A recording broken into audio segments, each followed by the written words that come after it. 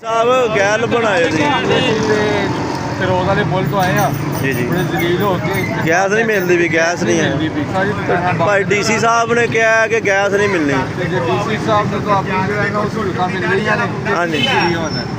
DC ਸਾਹਿਬ ਨੂੰ ਸਹੂਲਤਾਂ ਮਿਲ ਰਹੀਆਂ ਗੈਸ ਨਹੀਂ ਹੈ ਕਿੱਥੇ ਜਾਏ ਸਰ ਅੱਜ ਨਹੀਂ ਗੈਸ ਨਹੀਂ ਹੈ ਨਾ ਇੱਥੋਂ ਮਿਲਦੀ ਨਾ ਉੱਥੋਂ ਮਿਲਦੀ ਕੀ ਕਰੀਏ ਡੀਸੀ ਭਾਈ ਡੀਸੀ ਸਾਹਿਬ ਨੂੰ ਕੋ ਉਹਨਾਂ ਨੇ ਦੁਕਾਨਾਂ ਬੰਦ ਕਰਾਈਆਂ ਲਾਲਾ ਜੀ ਡੀਸੀ ਸਾਹਿਬ ਦੁਕਾਨਾਂ ਬੰਦ ਕਰਾਈਆਂ ਨੇ ਜਮਾਤ ਵਾਲਾ ਹੈ ਸਰਕਾਰੀ ਕੇਸ ਜਮਾਤ ਆਈ ਆਪਕੀ ਇਹ ਵੇਖ ਲਓ ਜੀ ਜਮਾਤ ਵਾਲਿਆਂ ਨੂੰ ਵੀ ਇਹ ਜ਼ਲੀਲ ਕਰਦੇ ਪਏ ਨੇ ਜਿਹੜੇ ਅੱਲਾ ਦਾ ਦੀਨ ਦਾ ਪੈਗਾਮ ਪਹੁੰਚਾ ਰਹੇ ਨੇ ਪੂਰੀ ਦੁਨੀਆ ਤੇ ਹਾਂ ਕਿੱਥੋਂ ਕਿੱਥੋਂ ਆਏ ਨੇ ਕਿਹੜੀ ਜਗ੍ਹਾ ਤੋਂ ਆਏ ਤੁਸੀਂ इधर मस्जिद यानी मस्जिद में है उधर कितने माह के लिए आया माशाल्लाह कितने माह के लिए आया माशाल्लाह और एक छेला था एक चिल्ला ठीक है माशाल्लाह अल्लाह कबूल करे लेकिन इनके डीसी साहब के हक़ में भी दुआ करें हमारे हक़ में भी दुआ करें ठीक है